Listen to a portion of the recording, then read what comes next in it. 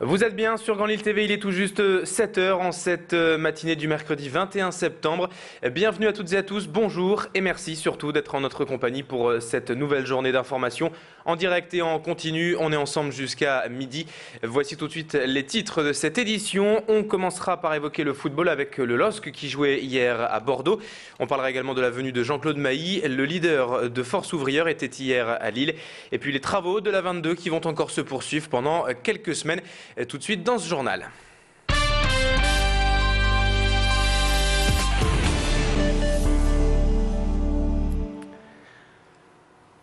On commence donc cette édition avec du sport et du football. Le LOSC qui jouait hier en match avancé de la 7e journée de Ligue 1.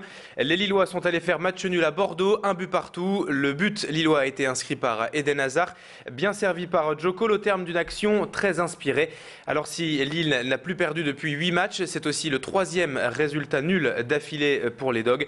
Au classement, il faudra donc attendre tous les autres matchs qui auront lieu ce soir pour y voir plus clair. La prochaine journée, ce sera ce samedi déjà avec la réception de Lorient au Stadium. L'actualité de la métropole lilloise, c'est également la venue hier au CHU de Jean-Claude Mailly, le secrétaire général de FO, Force Ouvrière. Les responsables syndicaux étaient réunis en congrès à Lille pour dire non au plan de rigueur et à l'austérité programmée selon le gouvernement. Près d'1 million de tracts ont été distribués hier à Lille en vue notamment des élections professionnelles dans la fonction publique qui auront lieu le 20 octobre prochain.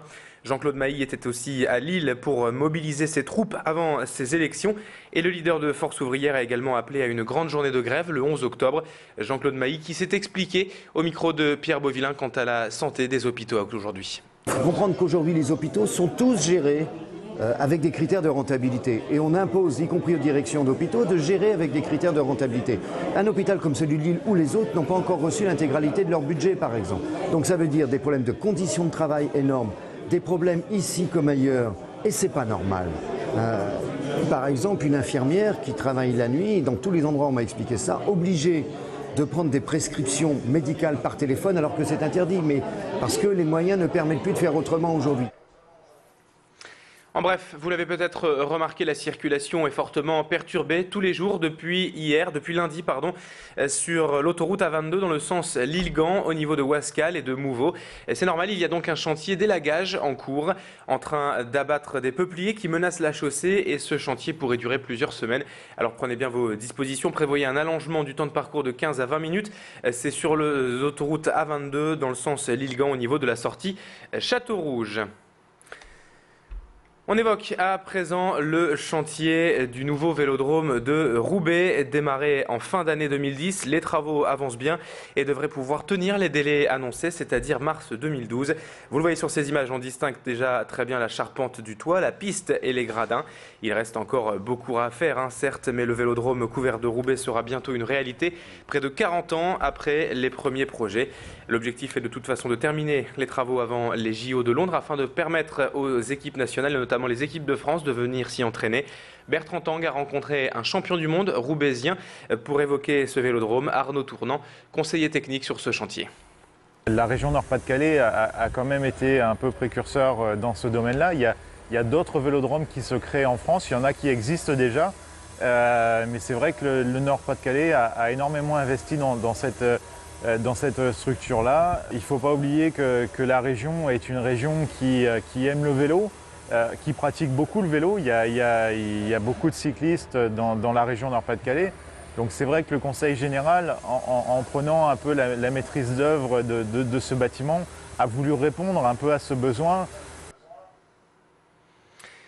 Et peut-être ce midi ou ce soir, vous profiterez de l'opération Tous au Resto dans la métropole lilloise. Il n'est pour l'instant pas l'heure d'aller au restaurant, mais pour se mettre déjà en appétit. Évoquons donc cette opération qui a lieu cette semaine jusque dimanche, l'opération Tous au Resto. Une opération pour découvrir les plus belles tables de France à laquelle participent 10 restaurants lillois. Cet événement est notamment soutenu par des grands chefs comme Alain Ducasse qui en est le parrain. Le principe est simple, annoncé sous la formule « Votre invité et notre invité ». En clair, pour 2 menus commandés, vous n'en payez qu'un seul. Un principe forcément très alléchant, surtout quand certains restaurants haut de gamme de la métropole lilloise font partie de l'opération. Des établissements souvent peu abordables pour certains, mais qui le deviennent le temps d'une soirée. Macha Grenessen a rencontré Philippe Dehonger, le patron du restaurant Philippe, rue de Gand. Déjà complet pour toute la semaine avec cette opération. Il revient sur le principe de Tous au Resto. J'ai adhéré à cet événement parce que c'était parrainé par Alain Ducasse et que donc il y avait une caution plus cuisine, restaurateur, avec une démarche qui était voilà, cohérente et surtout basée sur la cuisine et la vraie restauration. Parce qu'on est tous les jours sollicité par d'autres organismes pour faire des promos, des pubs, etc. Mais c'est des gens qui sont là pour faire du business sur notre dos, alors que là, c'était vraiment une opération qui était consacrée vraiment à la restauration. Et une initiative qui est une belle initiative sur la cuisine. Allez, rapidement, on termine cette édition avec du cinéma, puisque toute l'équipe du film Intouchable était hier soir en avant-première au Kinépolis. Le film sortira le 2 novembre prochain, mais les acteurs et les réalisateurs étaient hier soir sur notre antenne. Je vous propose tout de suite d'écouter justement l'une des explications hier recueillies par Élodie Bernachon, l'acteur Omar Sy qui revient sur ce film Intouchable. Débarque, lui, tout le monde, voilà, tout le monde connaît son talent, son expérience, donc on est un petit peu flippé, on se dit comment ça va se passer, est-ce qu'il va me prendre de haut, tout ça. Et il se trouve que pas du tout. Il y a un moment donné, on sent, bah voilà, on revient encore sur la rencontre, c'est qu'on sent que lui aussi, il a envie de cette rencontre avec un mec comme moi, il est hyper ouvert à ça, je le sens dans un truc d'échange, donc moi j'ai besoin de lui, mais je sens que lui aussi il a besoin de moi, donc ça nous met dans un espèce de pied d'égalité qui fait qu'à un moment donné, il peut se passer un truc entre nous parce qu'il ne prend pas de haut. Voilà, fin de cette édition. Dans un instant, la météo et l'infotrafic.